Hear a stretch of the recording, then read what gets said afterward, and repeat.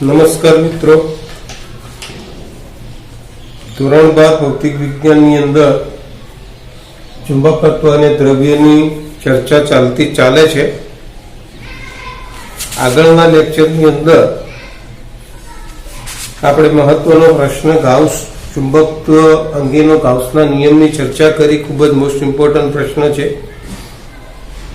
એ સિવાય જે પરીક્ષામાં નથી પૂછાતું એવી બાબતની આપણે પણ ચર્ચા કરી લીધી કે જ્યાં આગળ ચુંબકીય ડાયપોલના આવર્તકાળનું સૂત્ર અથવા ચુંબકીય ડાયપોલના ચુંબકીય ક્ષેત્રનું સૂત્ર, કોણીય આવૃત્તિનું સૂત્ર વગેરેની ચર્ચા કરી. હવે આપણે બધા જાણીએ છીએ કે પૃથ્વી પણ એક ચુંબક તરીકે વર્તે છે. આપણે એ સમજવું છે કે પૃથ્વીનું જે ચુંબકત્વ છે એમાં શું વિશેષતાઓ રહેલી છે. પૃથ્વીના ચુંબકીય ક્ષેત્રનું મૂલ્ય કેટલું, એની વિશેષતાઓ કેવી, મિત્રો એની આપણે જાણકારી લઈ લઈએ. બીજું કે પૃથ્વીની અંદર આ ચુંબકત્વ કેવી રીતે ઉદ્ભવે છે, ચુંબક કેવી રીતે ઉદ્ભવે છે એની પણ આપણે જાણકારી લઈશું. મિત્રો, અગાઉ આપણે પૃથ્વીના ચુંબકીય ક્ષેત્રનો ઉલ્લેખ કરેલો છે. પૃથ્વીની સપાટી પર જુદા જુદા સ્થાને પૃથ્વીના ચુંબકીય ક્ષેત્રની પ્રબળતા જુદી જુદી હોય છે.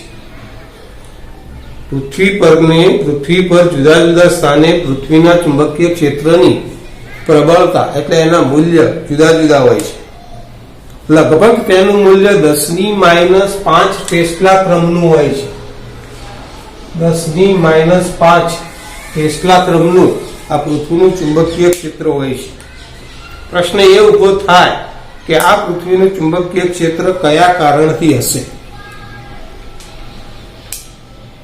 તો એવી પણ માન્યતા હતી કે પૃથ્વીના પેટાળની અંદર ખૂબ જ મોટો ચુંબક રહેલો હશે અને એના કારણે પૃથ્વી ચુંબકીય ક્ષેત્ર ધરાવતી હશે. આવી પણ માન્યતાઓ હતી.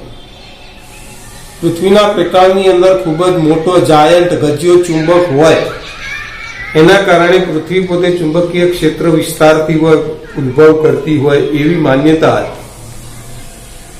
પણ એના અંગે વિશેષ અભ્યાસ થયા ત્યારે એ માન્યતા ખોટી પડી અને ખરેખર પૃથ્વીનું ચુંબકીય ક્ષેત્ર કોના કારણે છે એવું જાણવામાં આવ્યું. તો પૃથ્વીના કેન્દ્રની અંદર, પૃથ્વીના પેટાળમાં, પૃથ્વીના કેન્દ્રની અંદર એની આસપાસના વિસ્તારમાં પીગળેલ અવસ્થામાં લોખંડ અને નિકલ છે. આ પીગળેલ અવસ્થામાં રહેલા લોખંડ અને નિકલ, જેની અંદર ઇલેક્ટ્રોન છે, પ્રોટોન છે, વિદ્યુત ભારો છે, એટલે પૃથ્વીના પેટાળની અંદર લોખંડ અને નિકલની પીગળેલી અવસ્થામાં રહેલા વિદ્યુત ભારોની સંવહન ગતિ થાય છે અને સંવહન ગતિ થવાને કારણે એની અંદરથી ચુંબકીય ક્ષેત્ર ઉત્પન્ન થાય છે. તમે ચોથા પ્રકરણની અંદર કદાચ ભણ્યા હશો કે ગતિમાન વિદ્યુત ભાર હોય તો પ્રવાહ રચે અને ચુંબકીય ક્ષેત્ર ઉત્પન્ન થાય.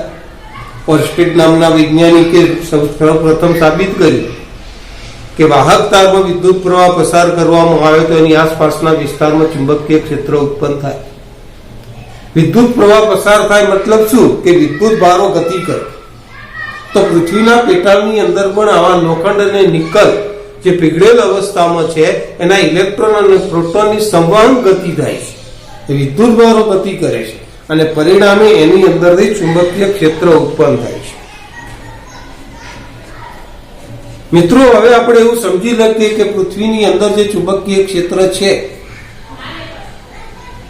એ કોઈ ગજિયા ચુંબકને કારણે ઉત્પન્ન થાય છે. તો આવા ગજિયા ચુંબકને કારણે ધારો કે પૃથ્વીની અંદર આવું ચુંબકીય ક્ષેત્ર ધારો કે ઉત્પન્ન થાય છે. તો હવે આપણે એ સમજી શકીએ કે જ્યારે પૃથ્વી ઉપર આવો એક કાલ્પનિક ચુંબકીય ક્ષેત્ર પૃથ્વીના પેટાળમાં હોય એવું આપણે ધારણા કરીએ. મિત્રો, જ્યારે આપણે કોઈ બીજા ચુંબકને આપણે બીજા ચુંબકને જ્યારે પૃથ્વીની સપાટી ઉપર લગાવીએ છીએ, ભ્રમણ આપીએ છીએ, ત્યારે આ ચુંબક જે છે એ પૃથ્વીની ભ્રમણાક્ષ ઉપર સ્થિર થતો નથી. આકૃતિ મિત્રો જોઈ લો કે આર જે છે એ પૃથ્વીની ભ્રમણાક્ષ છે. આ ઉત્તર અને દક્ષિણ દિશા છે. રેખાંશ વૃત્ત છે, અહીંયા આગળ એક રેખાંશ વૃત્ત છે. જો આપણે દોરી લઈએ તો આ રેખાંશ વૃત્તમાંથી એની ભૌગોલિક ઉત્તર દક્ષિણ દિશા આપણને મળતી હોય છે. આ રેખાંશ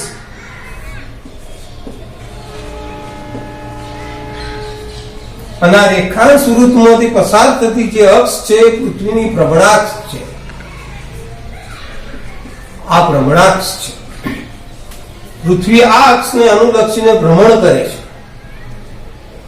હવે જો આપણે બહારથી કોઈ ગજિયો ચુંબક સપાટી પર લગાવવામાં આવે તો આ ગજિયા ચુંબકને લગાવવામાં તો ગજિયો ચુંબક એક્ઝેક્ટ એની ભ્રમણાક્ષ ઉપર સ્થિર થતો નથી. બરાબર મિત્રો, ધ્યાન રાખજો કે એનો આ ગજિયો ચુંબક એના ભ્રમણાક્ષ પર સ્થિર થતો નથી, પણ એ થોડી ભ્રમણાક્ષ સાથે થોડો ખૂણો બનાવતી દિશામાં ઉત્તરથી પૂર્વ તરફ સ્થિર થાય છે. આકૃતિમાં તમે જે લાલ અક્ષરથી જોઈ રહ્યા છો એ આપણે કાલ્પનિક ચુંબક લગાવેલો છે. આ કાલ્પનિક ચુંબકની અક્ષ અને ભ્રમણાક્ષ એકબીજા ઉપર સંપાત થતી નથી.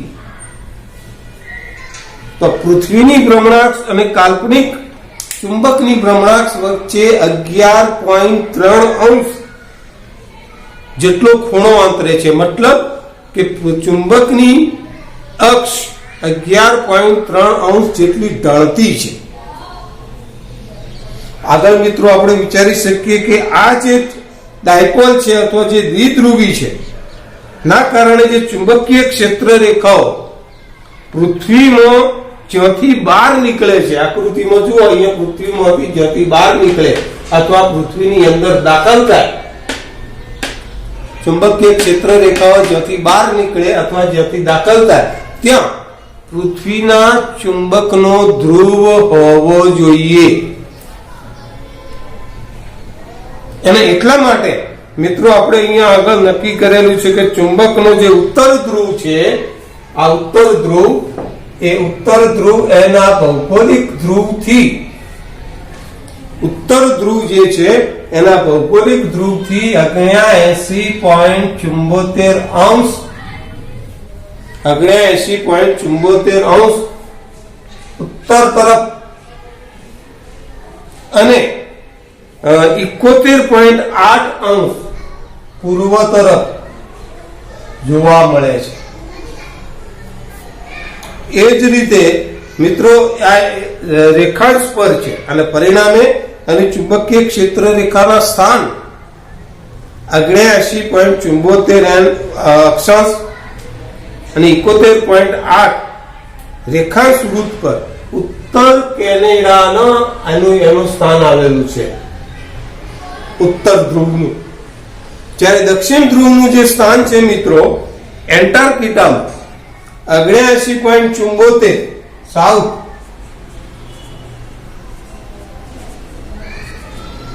અંશ સાઉથ અને 180.22 અંશ પશ્ચિમ ની વચ્ચે દક્ષિણ ચુંબકીય ધ્રુવ આવેલો છે. એ એન્ટાર્કટિકાની અંદર છે. તો મિત્રો પૃથ્વીની અંદર આવી બધી બાબતો આપણને અહીંયા આગળ જોવા મળે છે. પણ અહીંયા આગળ એક વસ્તુ અહીંયા આગળ આપણે થોડીક સમજવી અઘરી છે કે આપણે આગળ ભણી ગયા કે ગજિયો ચુંબક હોય તો ગજિયા ચુંબકના ઉત્તર ધ્રુવમાંથી ક્ષેત્ર રેખા બહાર નીકળે અને દક્ષિણ ધ્રુવમાં આવીને વિરામ પામે છે. તો અહીંયા આગળ આપણે એ સમજી શકીએ કે અહીંયાથી જો આ ક્ષેત્ર રેખાઓ અંદર દાખલ થાય છે તો ખરેખર આ એનો ઉત્તર ધ્રુવ ના હોવો જોઈએ, દક્ષિણ ધ્રુવ હોવો જોઈએ.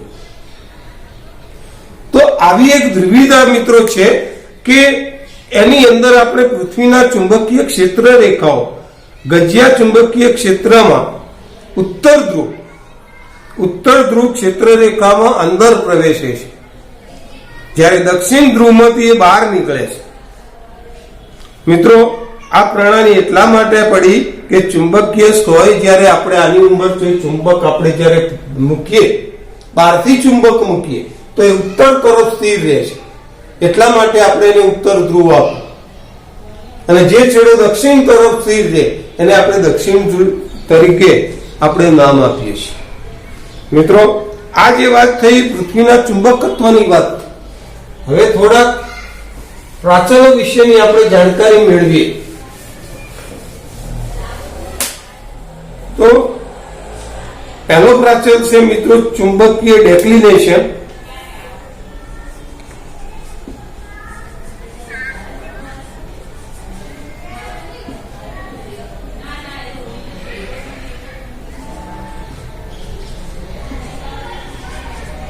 ચુંબકીય ડેક્લિનેશન અને ડીપ એંગલ.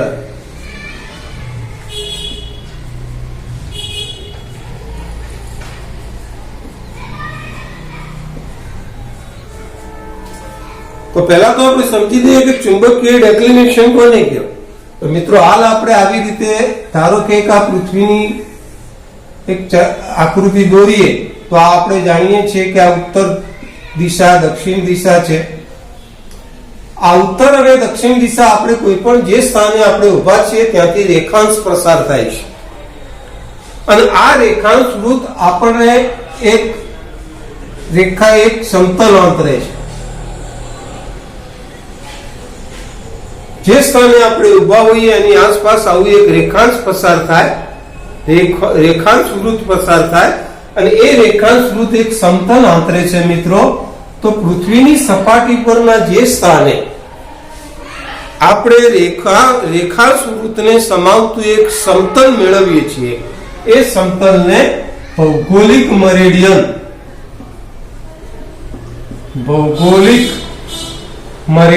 કહેવામાં આવે છે.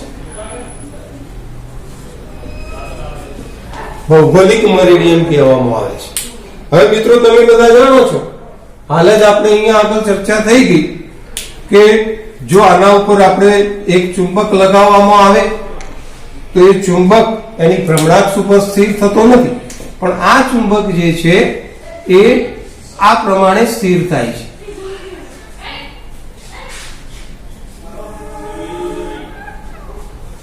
આ પ્રમાણે સ્થિર થાય છે. આને ચુંબકીય અક્ષ કહેવામાં આવે. આ ચુંબકીય અક્ષ. હવે મિત્રો, આપણે વિચારીએ તો ચુંબકીય અક્ષ, આપણે જે સ્થાને ઉભા છીએ ત્યાં ચુંબકીય અક્ષ અને આપણા સ્થાનને સમાવતું એક આવું વર્તુળ બને છે. તો આ જે વર્તુળ બને છે એને આપણે કહીએ છીએ મેગ્નેટિક મેરિડિયન.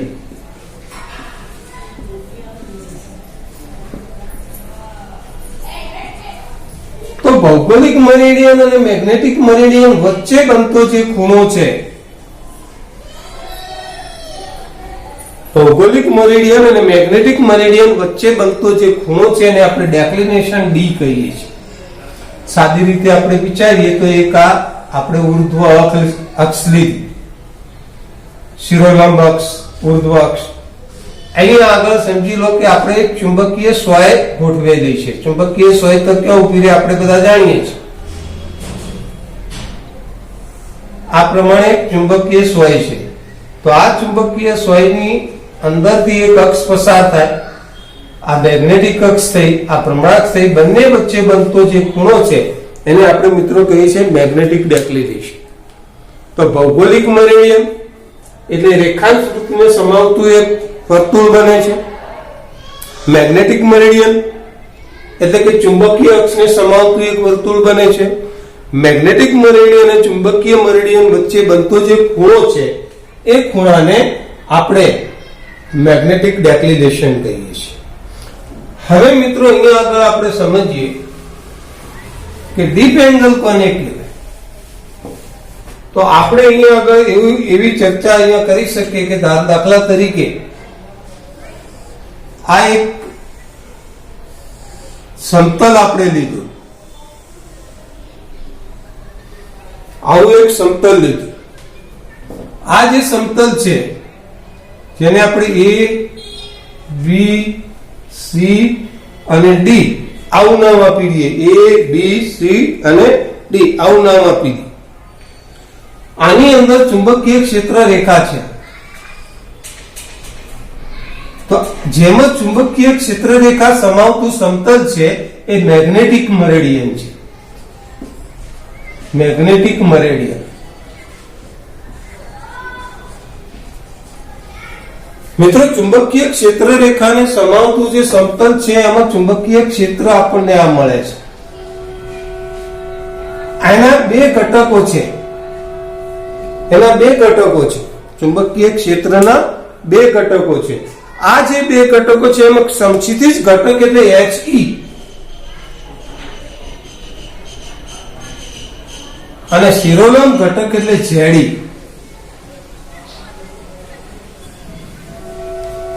હવે મિત્રો આપણે એમ કહી શકીએ કે ભાઈ આ જે ચુંબકીય ક્ષેત્ર છે એના સમક્ષિતિજ ઘટકથી કેટલા અંશના કોણે નીચે તરફ નમેલી છે, ડીપ ઊંડાણમાં છે. કેટલા અંશના કોણે નીચે તરફ નમેલી છે, ડીપમાં છે, ઊંડાણમાં છે. તો આ ચુંબકીય ક્ષેત્ર રેખા મેગ્નેટિક મરેડિયનમાં સમક્ષિતિજ ઘટકથી જેટલા અંશના કોણે નીચે તરફ નમેલી હોય એને ડીપ એંગલ કહેવાય.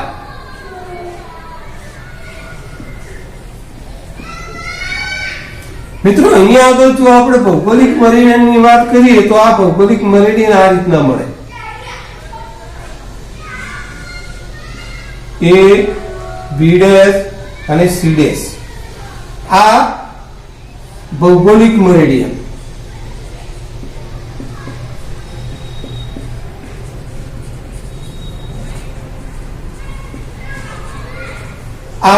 આ ભૌગોલિક મરેડિયન, આ મેગ્નેટિક મરેડિયન. ભૌગોલિક મરેડિયન અને મેગ્નેટિક મરેડિયન વચ્ચે બનતો આ ખૂણો જેને આપણે ડેક્લિનેશન કહીએ છીએ.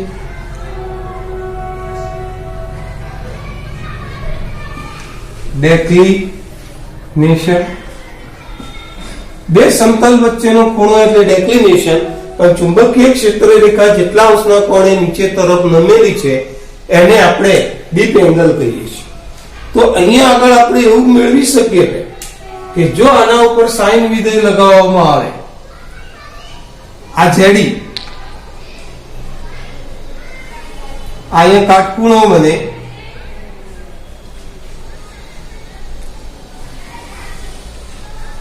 અહીંયા કાટખૂણો બને, આ ZE થાય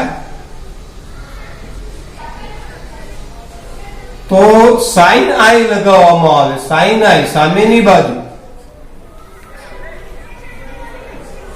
એટલે ZE ભાગ્યા કર્ણ એટલે B અને પરિણામે ZE બરાબર sine I into BE. ZE બરાબર BE ઇન્ટુ સાઇન આઈ. મિત્રો, એ જ પ્રમાણે આપણે કોસ વિધેય લગાવવામાં આવે, આના ઉપર કોસ લગાવવામાં આવે તો કોસ એટલે પાસેની બાજુ, પાસેની બાજુ એટલે HE ભાગ્યા કર્ણ એટલે ZE અને પરિણામે અહીંયા આગળ HE ઇઝ ઇક્વલ ટુ કર્ણ એટલે BE cos I.